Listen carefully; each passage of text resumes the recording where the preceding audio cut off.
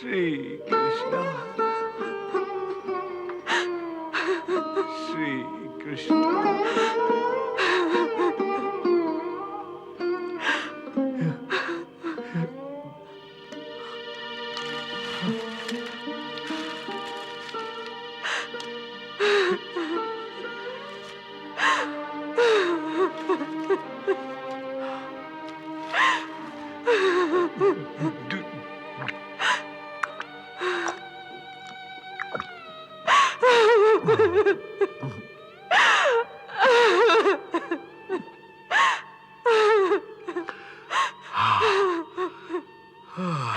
श्री कृष्णा श्री कृष्णा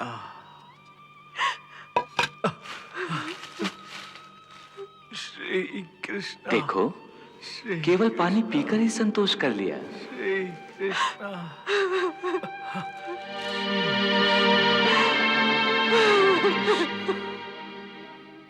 संसार का सबसे बड़ा दुख है गरीबी। गरीबी वो दुख है जिसकी चोट बड़े से बड़े वीर को घुटने टेकने पर विवश कर देती है।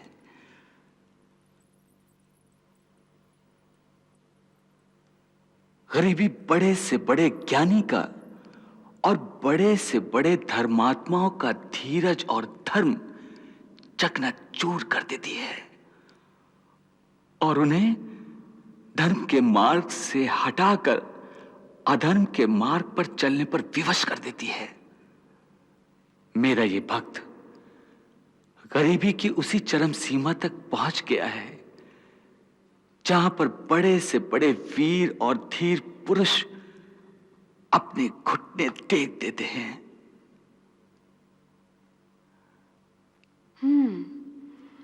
तो गरीबी का रोग है इसे। हाँ, गरीबी।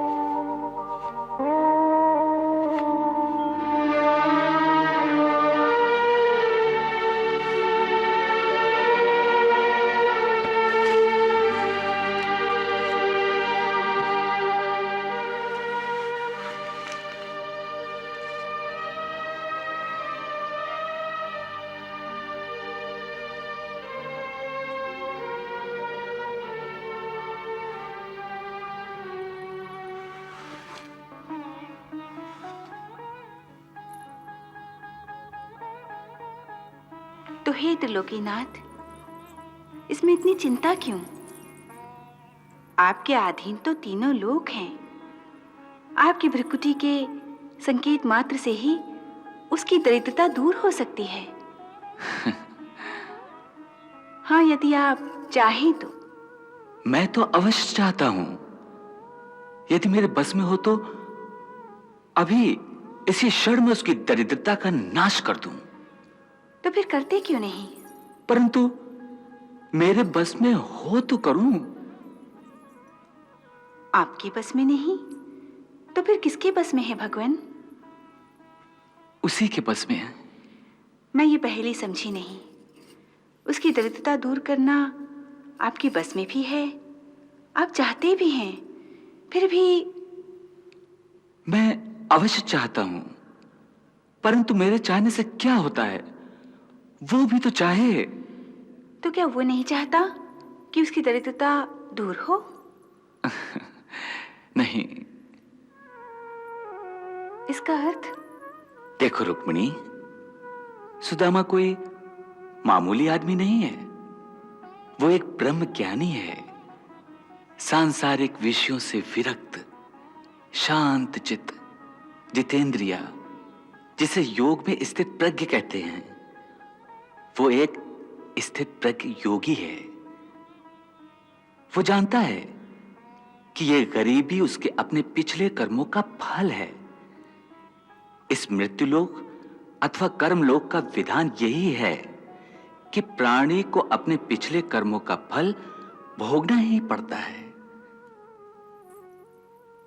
जब तक उसके कर्म फल का हिसाब चुकता नहीं हो जाता, उसे मोक्ष की प्राप्ति नहीं हो सकती।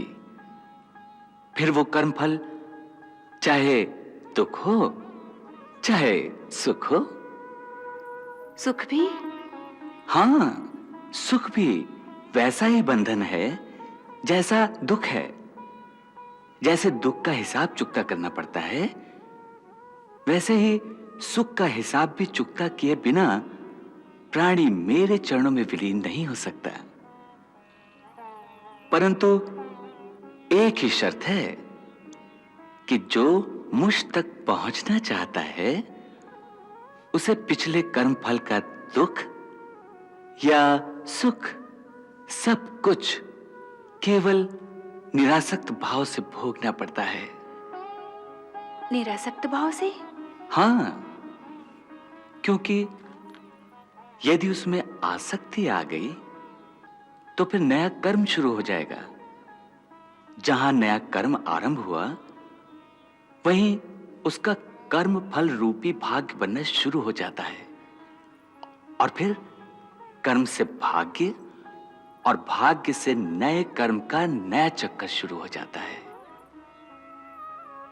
और सुदामा इस बात को भली भांति जानता है, क्योंकि वो ब्रह्म ज्ञानी है।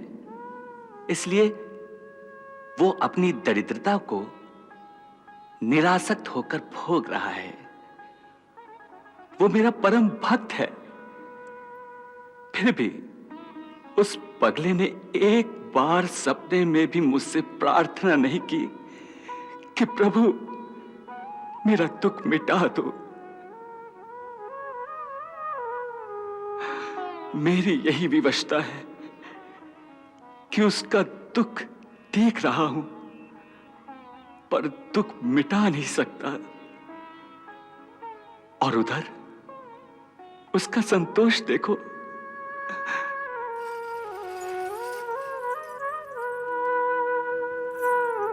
श्री कृष्णा, श्री कृष्णा, श्री कृष्णा, श्री कृष्णा, श्री कृष्णा, श्री कृष्णा, श्री कृष्णा।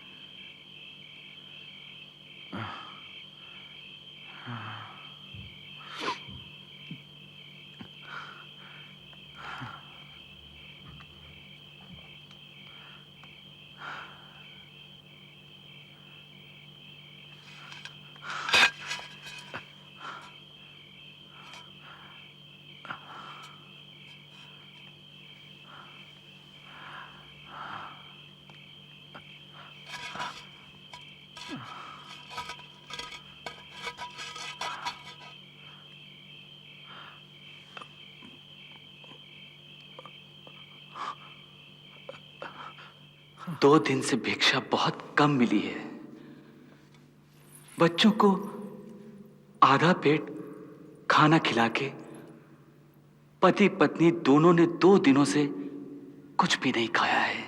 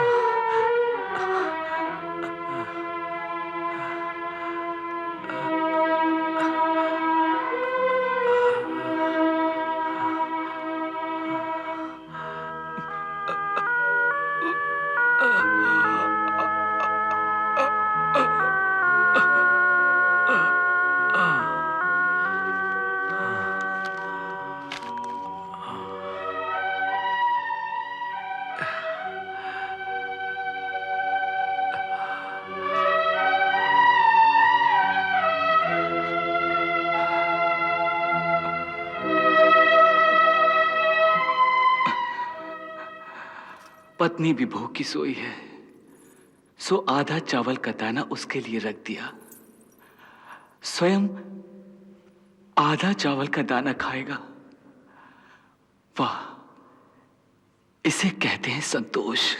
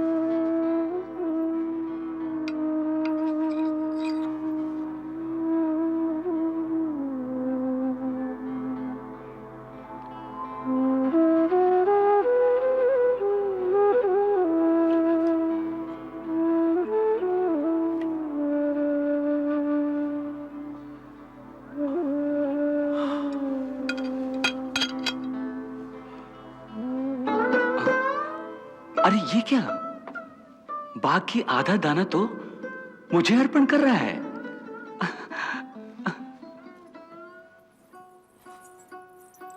जिनको बाकी चावल का ये दाना अर्पण करने जा रहे हो, भला उनको इसकी क्या कद्र होगी।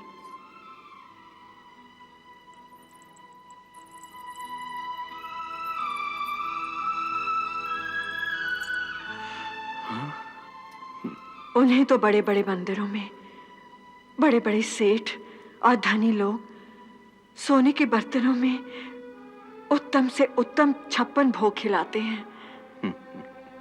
वहां एक निर्धन दरिद्र ब्राह्मण का भेंट किया हुआ चावल का आधा दाना कहां दिखाई देगा उन्हें?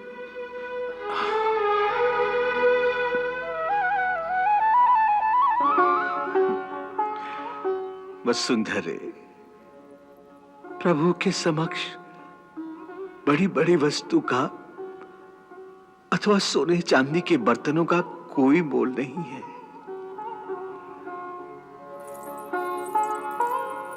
वहां केवल श्रद्धा का मोल है, भक्ति का मोल है।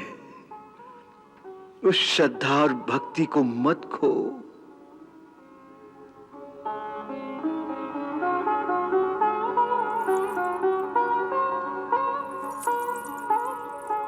देखो, गरीबी के दुख से पीड़ित होकर तुम मुझ पर क्रोध करती हो तो मुझे अच्छा लगता है।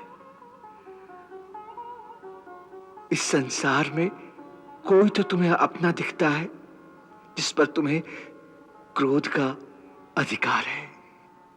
मैं भी नहीं सुनूंगा तो फिर इस क्रोध के द्वारा अपने दुख की अभिव्यक्ति तुम किस पर करोगी? हाँ?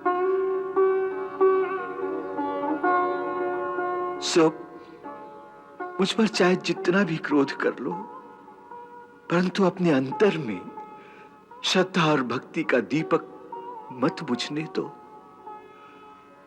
अपने धर्म का पालन और प्रभु की भक्ति, यही तो वो खजाना है जिसे गरीबी भी नहीं लूट सकती।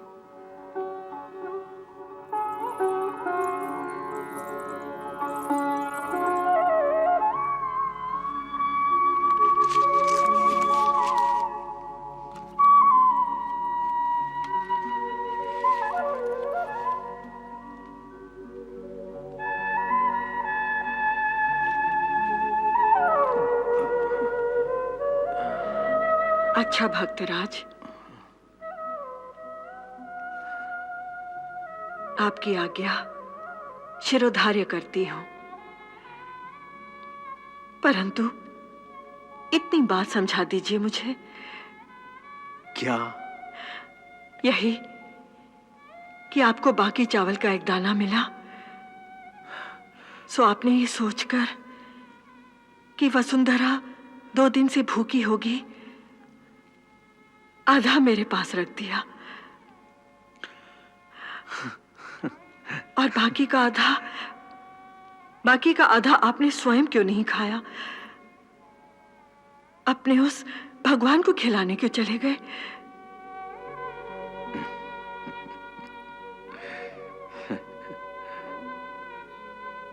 वो तो भूखा नहीं था।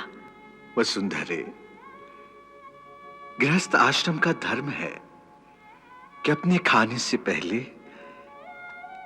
एक हिस्सा अपने पशु को खिलाए, जिसकी सेवा करता है, जिससे हमारी गाय है। एक हिस्सा ऐसे अतिथि के लिए रखा जाए जो अचानक हमारे द्वार पर आ जाता है, फिर भोजन करे।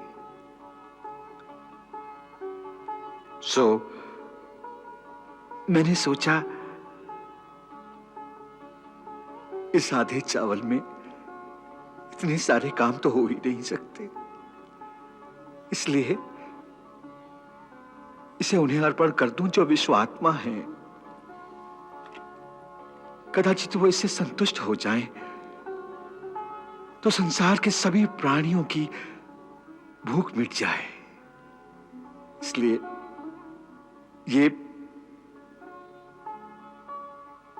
उन्हें ही अर्पण करने जा रहा हूं।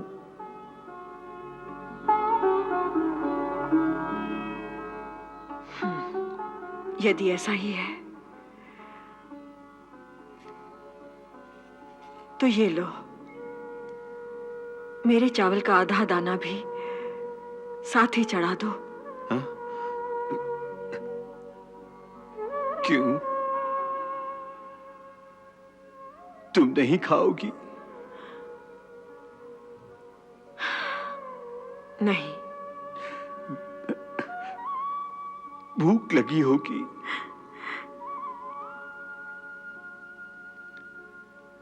जिसके पति को भूख नहीं लगती, उसकी पत्नी को कैसे भूख लग सकती है? ये चावल भी अपने उस भगवान को खिला दो,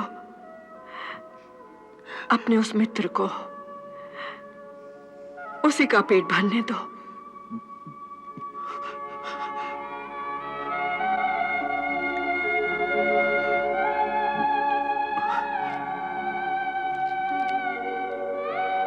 प्रभु को भेंट करना है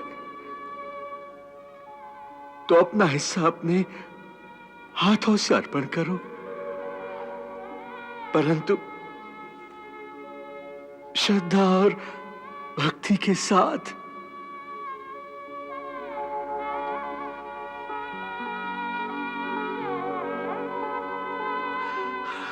अब आओ।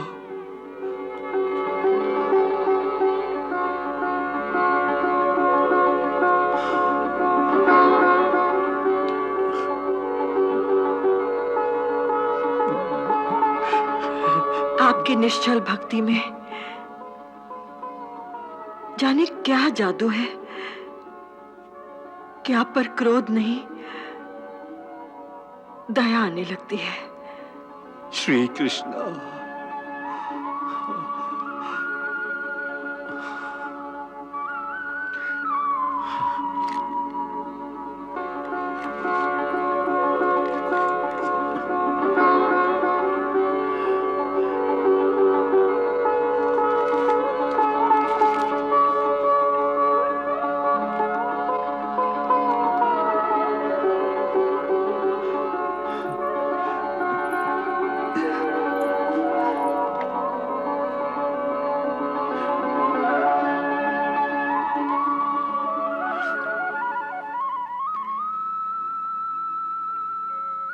हे सर्वात्मा, हे विश्वात्मा,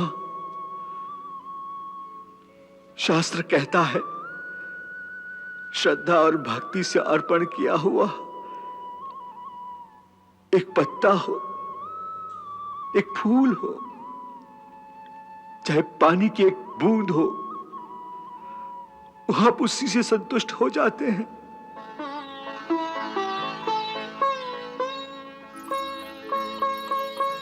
सो हे देव, हम श्रद्धा और भक्ति के साथ ये तुच्छ भेंट आपके उस विश्वात्मा रूप को अर्पण करते हैं। इसे स्वीकार करें ताकि समस्त विश्व के प्राणियों की आत्मा तृप्त हो जाए।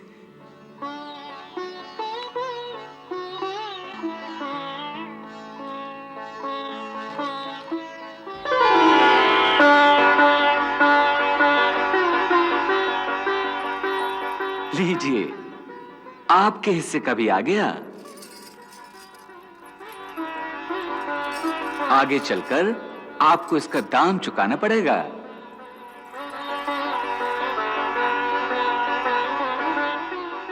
अहम विश्वात्मने स्वाहा। इसमें विश्व की समस्त आत्माएं संतुष्ट हों।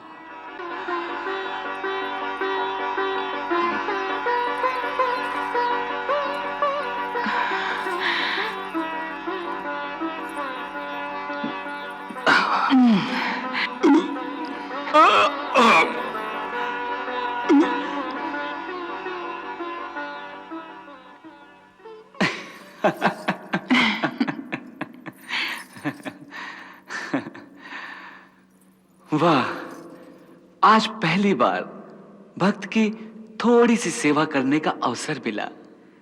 प्रभु, ऐसे अवसर रोज तो नहीं मिलेंगे, परंतु पेट तो रोज खाना मांगता है। कैसे निर्वाह होगा इनका?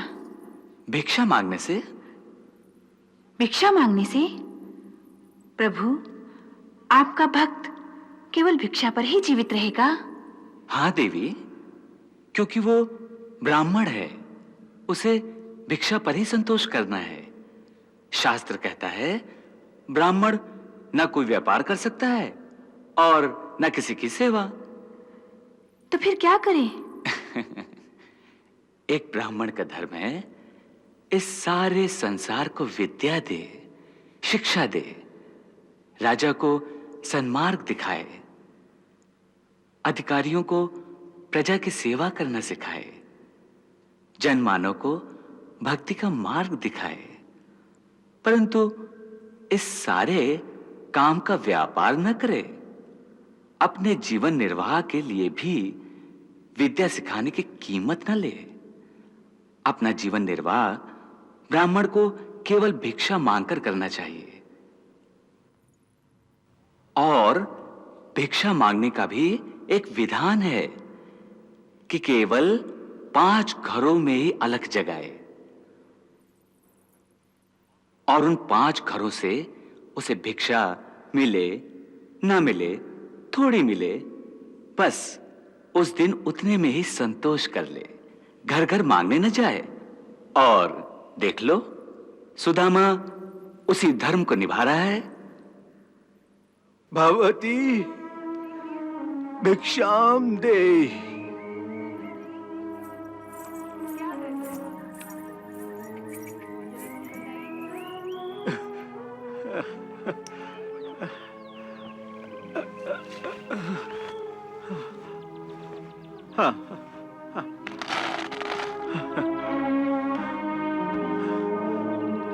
श्री कृष्णा श्री कृष्णा श्री कृष्णा श्री कृष्णा श्री कृष्णा श्री कृष्णा।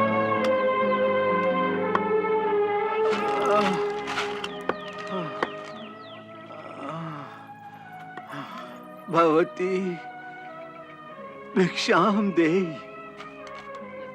भिक्षाम दे भगवती।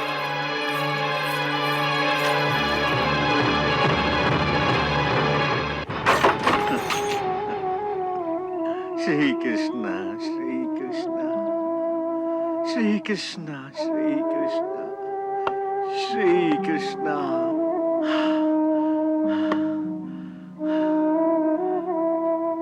भगवती भिक्षाम दे।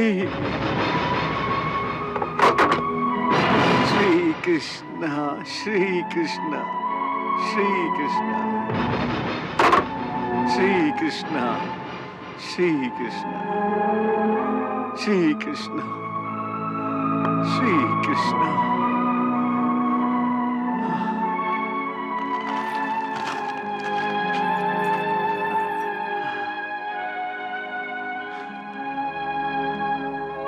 प्रभु, आज के लिए इतना दे दिया, आपकी कृपा है, आपका धन्यवाद। देखो रुक्मिणी, इतने में ही मेरा धन्यवाद कर रहा है, जैसे मैंने कोई असीम कृपा कर दी हो उस पर। हालांकि ये उसका अपने कर्मों से कमाया हुआ प्रारब्ध है, मैंने अपनी तरफ से उसमें एक दाना भी नहीं डाला। ये विनम्रता एक भक्त में ही हो सकती है। वो तो देख रही हूं, परंतु परंतु क्या? परंतु ये बात मेरी अभी तक समझ में नहीं आती भगवान, कि आप सर्वशक्तिमान होते हुए भी अपने भक्त की कुछ भी सहायता नहीं कर रहे हैं। देवी, मैंने तुम्हें अभी बताया कि जब तक सुदामा मुझसे सहायता न मांगे तो मैं कैसे उसकी सहायता करूं। वो सहायता मांगने के लिए मेरी ओर एक कदम बढ़ाए तो मैं 100 कदम आगे जाकर उसकी सहायता करूं। वो कातर होकर एक बार मुझे सहायता के लिए पुकारे तो मैं तत्क्षण उसके पास पहुंच जाऊं, जैसे मैं गज के लिए भागता हुआ चला गया था। परंतु वो तो धैर्य की एक ऐसी मजबूत चट्टान है जिसे बड़े से बड़ा तूफान भी नहीं हिला सकता। कहीं ऐसा तो नहीं कि आप उसके धैर्य और धर्म की परीक्षा ले रहे हैं कि वो कब टूटता है? नहीं देवी, कभी तो मुझे ऐसा लगता है कि वो मेरी परीक्षा ले रहा है कि मैं कब द्रवित होकर टूट जाऊं और विधि के विधान को तोड़कर उसका प्रारब्ध बदल दूं। आप उसके प्रारब्ध को नहीं बदल सकते, उसकी मति तो बदल सकते हैं। अर्थात ये कि उसे अपना पूर्ण भक्त बना दीजिए। तुम्हारे कहने का मतलब है कि वो अभी पूर्ण भक्त नहीं है? नहीं, अभी उसके अंदर अपने ब्राह्मणत्व का अहम बाकी है। उसे अपने ब्राह्मण के कर्तव्य पालन, अपने प्रारब्ध से हार न मानने और शांत चित्त रहकर दुख सहन करने की अपनी शक्ति पर गर्व है। आप उसकी बुद्धि से ज्ञान के ये पर्दे हटा दीजिए। उसे ये समझा दीजिए कि भक्ति में न तो किसी गर्व का स्थान है, न किसी संकोच का और न ही कोई लज्जा का। जैसे दो प्रेमियों के बीच कोई पर्दा, कोई संकोच नहीं रह जाता, ठीक उसी प्रकार भक्त तो भगवान के सामने जब जी चाहे रो सकता है, जब जी चाहे अपना दुख कह सकता है। जैसे बालक अपनी माँ से उंगली पकड़कर कदम कदम पर सहायता मांगता है, ठीक उसी प्रकार भक्त को भी भगवान से कदम कदम पर सहायता मांगनी चाहिए। बस इतनी मति फेर दीजिए, आप दोनों का काम हो जाएगा। वाह देवी, कितना सही रास्ता ढूंढ लिया तुमने। परंतु इस रास्ते में एक बड़ी अड़चन है। अड़चन? कैसी अड़चन? अड़चन ये है कि मेरे साथ उसके दो रिश्ते हैं। दो रिश्ते? हाँ, एक भगवान का और एक मित्र का। वो मुझे भगवान भी मानता है और अपना मित्र भी। मित्र? मित्र कैसे हो गया? मित्र ऐसे हो गया कि बचपन में मैं, दाऊ भैया और सुदामा एक ही गुरु महामुनि सांदीपनी के आश्रम में इकट्ठे विद्याध्ययन करते थे। वहां हम एक ही कुटिया में रहते थे। तब की मित्रता है ये। और यहीं पर सबसे बड़ी अड़चन है, क्योंकि वो भगवान से तो सहायता मांग लेगा, परंतु मित्र से सहायता नहीं मांगेगा। क्यों? क्योंकि वो समझता है कि अपने स्वार्थ के लिए एक मित्र पर बोझ डालना, उससे कुछ मांगना मित्रता के उसूल के विपरीत है। मित्र धर्म इसकी आज्ञा नहीं देता। ये तो एक नई मुश्किल है। यही तो मैं कह रहा हूं। फिर भी चेष्टा तो करिए, उसके मन में ये बात डालिए कि मित्र से सहायता लेने में क्या आपत्ति है। वो इस विचारधारा को कभी स्वीकार नहीं करेगा। तुम उसे नहीं जानती। मुझे याद है, गुरु आश्रम में एक बार इसी बात पर हमारी बहस हुई थी। वाह, तुम्हारे जल से ही तृप्ति हो गई मित्र। मित्र? तुमने मुझे मित्र कहा? इतनी जल्दी? क्यों? इतनी जल्दी मित्र नहीं कहना चाहिए। नहीं, गुरुदेव कहते हैं किसी को अति शीघ्र मित्र नहीं बना लेना चाहिए। क्यों? क्योंकि मित्र कहने पर मित्रता को निभाना पड़ता है, और मित्रता को निभाने का उत्तरदायित्व बहुत कठिन है। इसलिए किसी को पूरी तरह परखे बिना उसे मित्र नहीं बना लेना चाहिए। हमने तो तुम्हें परख लिया, इसीलिए मित्र कह दिया। इतनी जल्दी कैसे परख लिया? तुम तो मुझे जानते भी नहीं। देखो, मैं एक साधारण ब्राह्मण कुमार हूं। यदि तुम्हें किसी भी चीज की आवश्यकता पड़ी तो मैं मित्रता का उत्तरदायित्व कैसे निभाऊंगा? मैंने मित्र कहा है ना, सो मित्रता का उत्तरदायित्व निभाना भी मेरा ही काम होगा। कभी आवश्यकता आ पड़ी तो इस मित्रता को मैं ही निभाऊंगा। मैं वचन देता हूं, तुम्हारे मित्रता की परीक्षा मैं कभी नहीं लूंगा। अब बोलो, मुझे अपना मित्र बनाओगे कि नहीं?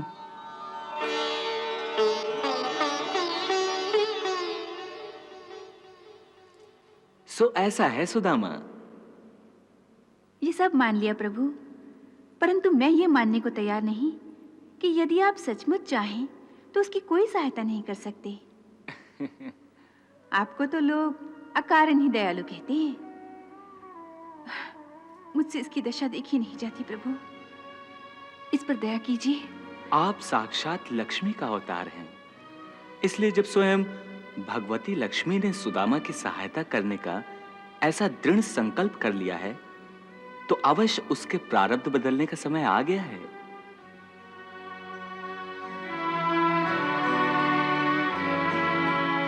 भगवती भिक्षाम देहि।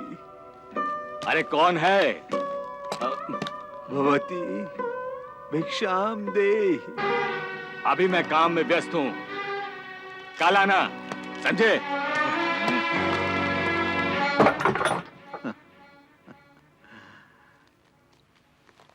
श्री कृष्णा श्री कृष्णा।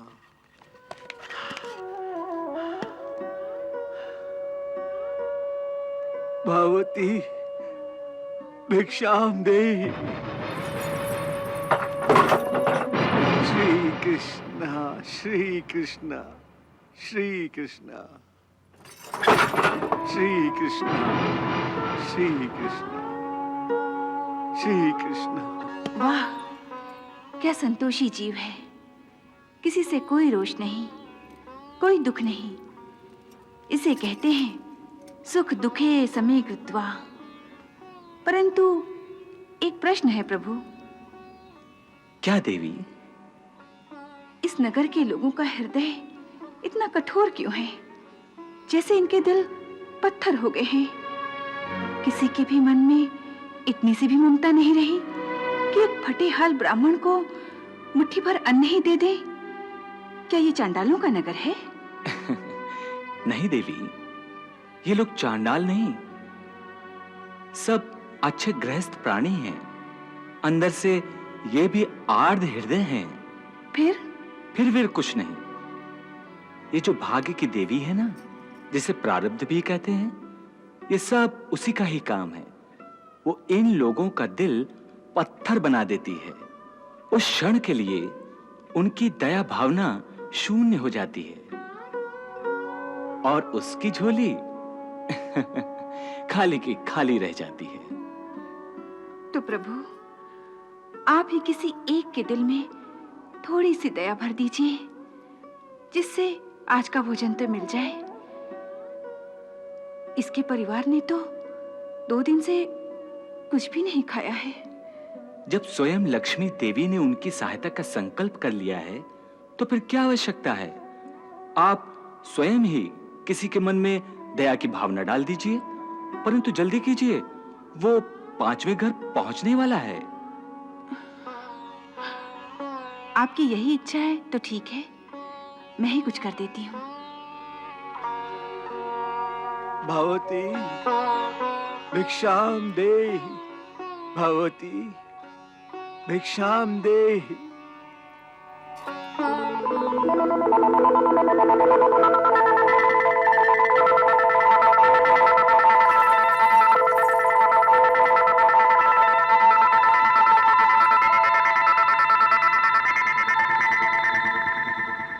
ब्राह्मण देवता, तनिक ठहरो, मैं भिक्षा लाती हूँ।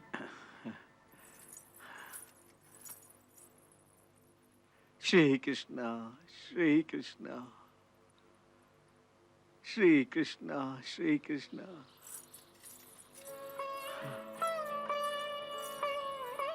लो, आज पूनम है, घर में खीर बनी थी। आज बच्चों को खीर खिलाना।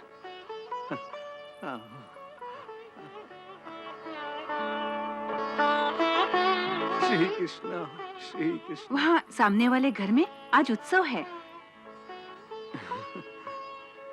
वहाँ ब्राह्मणों को वस्त्र बांट रहे हैं। नई धोती मिल जाएगी। नहीं देवी, मेरे 5 घर आज पूरे हो चुके हैं। ब्राह्मण का 6ठे घर में जाने का विधान नहीं है देवी। मैंने तो इसलिए कहा था, तुम्हारी धोती जगह जगह से फट गई है।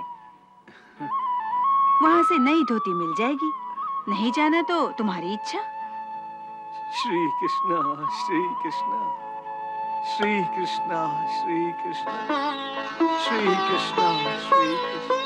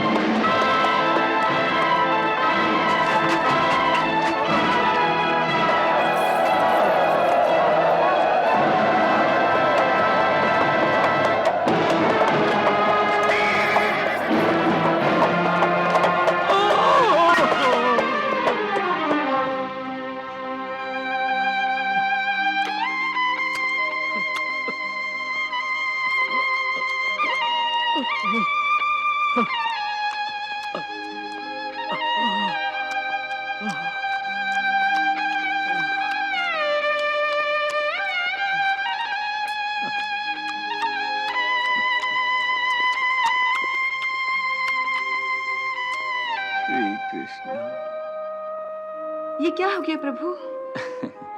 देखा रुक्मिणी, यही प्रारब्ध की देवी का कमाल है।